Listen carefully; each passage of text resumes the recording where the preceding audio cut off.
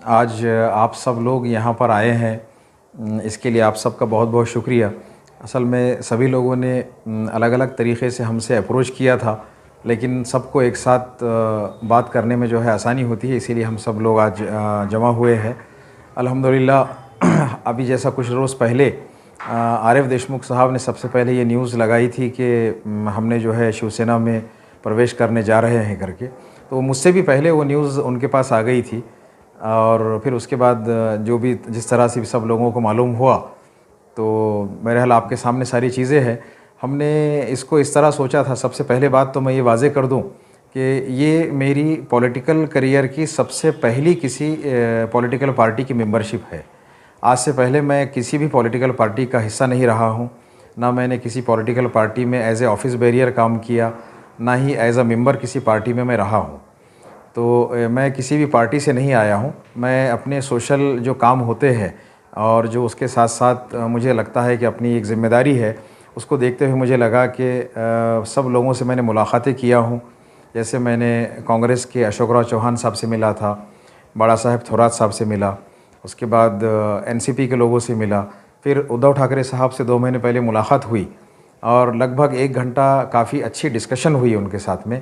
मैंने कुछ बातें उनसे कहा, कुछ बातें उन्होंने मुझसे कही और मुझे उसके बाद एक इत्मीनान हुआ कि हमने इनके साथ में जुड़कर और इनके हाथ मजबूत करने के लिए काम करना चाहिए। जिस तरह 2019 में इलेक्शंस के बाद एमवीए एक महाविकास आघाड़ी का क़याम अमल में आया, तो उसके बाद से उद्धव ठाकरे साहब की जो चीफ़ मिनिस्टर में रहनुमाई में जिस तरह महाराष्ट्र स्टेट ने काम किया, कोविड के दौरान उन्होंने बहुत बेहतरीन काम किया और लोग बहुत पुरसुकून अंदाज में महाराष्ट्र में रह रहे थे अल्हम्दुलिल्लाह। लेकिन उसके बाद जो एक अनफॉर्चुनेट इंसिडेंट्स में उनकी गवर्नमेंट के साथ जो चेंज ओवर हुआ, उस वक्त से ही मेरे दिल में ऐसे ख्यालात थे कि किसी तरह से इस पार्टी के मजबूत करने के लिए हमने भी इनके साथ में जुड़ना चाहिए। बाहैसियत एजुकेटेड पर्सन और ज़िम्मेदार पर्सन मैंने ये कदम उठाया। अच्छा सर, आपको अभी क्या पोस्ट दी गई है उस पार्टी में? मैंने फ़िलहाल उनके साथ सिर्फ इतनी ही बात किया हूँ कि मैं उनकी पार्टी को मजबूत करने के लिए उनके साथ रहना चाहता हूँ। हो सकता है वो मुझे कोई ज़िम्मेदारी ऑफ़र करेंगे और मैं सोचूंगा कि कुछ लेना है या नहीं लेना। आने वाले वक्तों में आपको लगता है ऐसे कि वो एमएलए के लिए आपको चुने औरंगाबाद शहर से? मैंने कहा कि अभी तक मैंने ये कोई भी बात डिसाइड नहीं किया हूँ, ना ही मुझे कोई ऑफ़र दिया गया, ना मैंने कोई डिमांड किया हूँ। अच्छा, अभी तक कोई डिमांड वगैरह आपकी बात नहीं हुई? मेरी तरफ से मैंने कोई डिमांड नहीं सर, अभी किया। आपने कहा है कि आप किसी पार्टी के मेंबर नहीं रहे हैं, लेकिन पिछले विधानसभा इलेक्शन में जो है आप इच्छुक में थे जमायम से। ये अखबारों में भी खबरें आ चुकी है, ऐड भी छप चुकी थी उस टाइम में, और आप इससे इनकार कर रहे हैं। मैं लेकिन उस वक्त भी उस पार्टी का मेंबर नहीं था।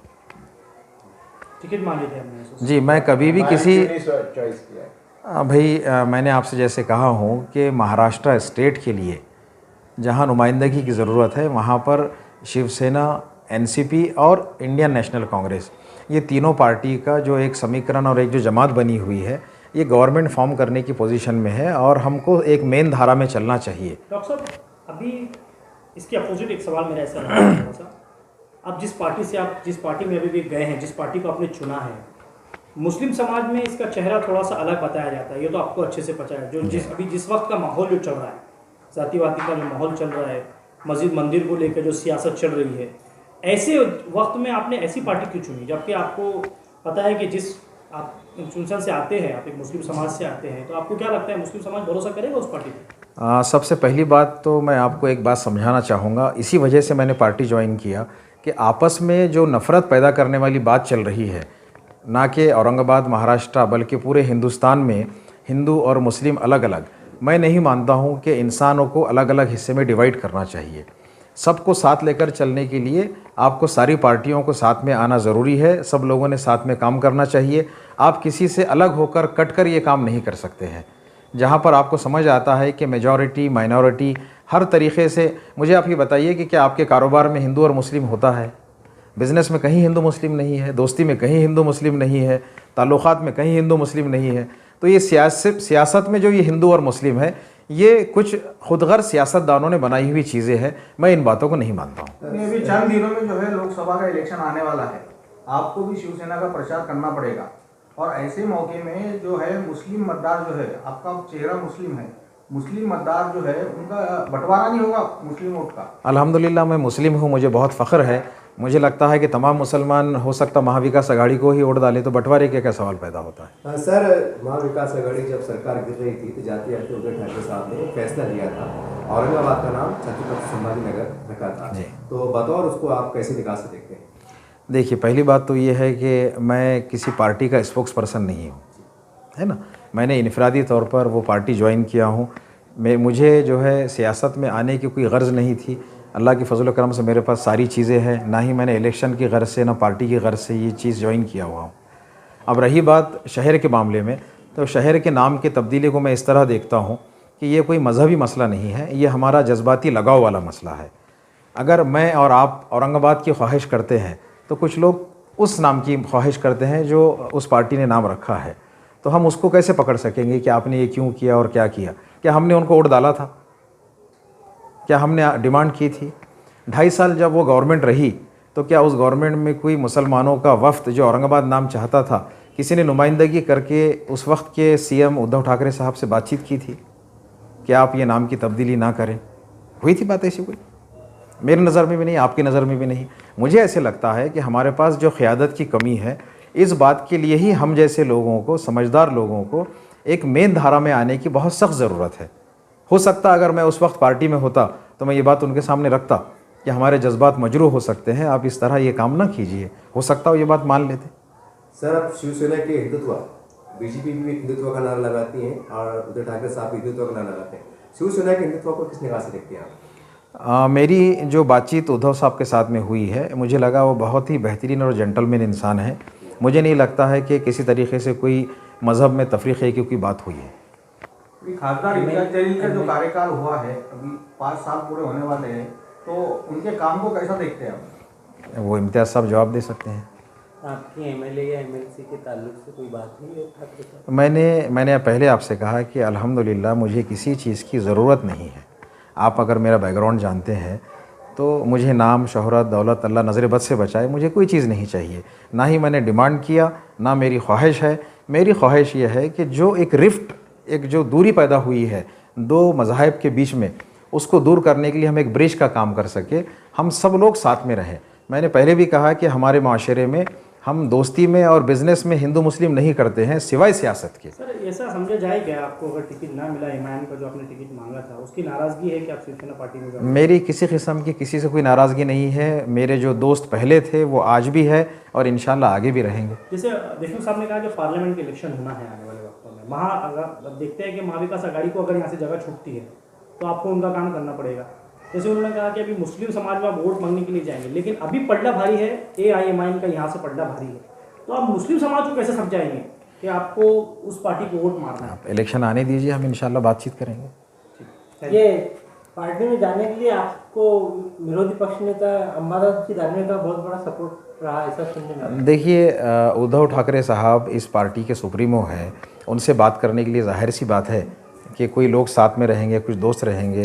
और एक बात मैं ऐड करता चलूँ कि मेरी दोस्ती हर पॉलिटिकल पार्टी के हर बड़े लीडर से और मिनिस्टर से है। ये आप गाहे बगाहे सोशल मीडिया पर देखते हैं, तो सबसे बातचीत होती है, सबसे दोस्ती है।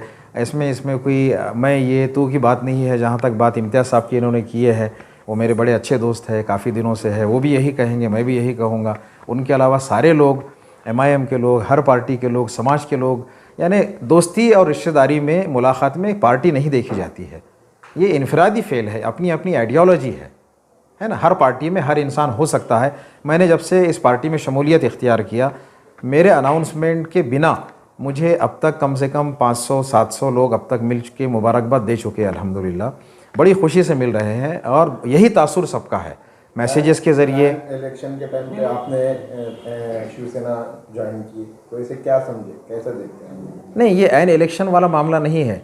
जिस वक्त मुझे महसूस हुआ कि हमने अपनी ज़िम्मेदारी निभाना चाहिए ताकि हमारे मज़हब की, हमारे कौम की और हमारी सोसाइटी की नुमाइंदगी हो। जैसे मैंने आपसे क्या कहा कि औरंगाबाद का नाम जब चेंज हुआ, उस वक्त अगर हमारी नुमाइंदगी होती तो शायद सीन कुछ और हो सकता था। नहीं, आपके प्रवेश के बाद ऐसे कुछ चेहरे हैं कि मुस्लिम के बड़े शहर में जो आना चाहते हैं शिवसेना में, कोई संपर्क किए? बहुत सारे लोगों ने कांटेक्ट, नहीं मैं किसी का नाम नहीं लूँगा, बहुत सारे लोगों ने कांटेक्ट किया है। आप देखेंगे इंशाल्लाह बहुत जल्दी बहुत अच्छा ग्रुप बनेगा और हम क्रिएटिव काम करेंगे। मैं आपको यकीन दिलाता हूँ मेरी वजह से किसी पार्टी किसी शख्स को नुकसान नहीं होगा, किसी पार्टी को फ़ायदा ज़रूर होगा इंशाल्लाह। एक ऐसी पार्टी जो हम सबको लेकर चल सकती है।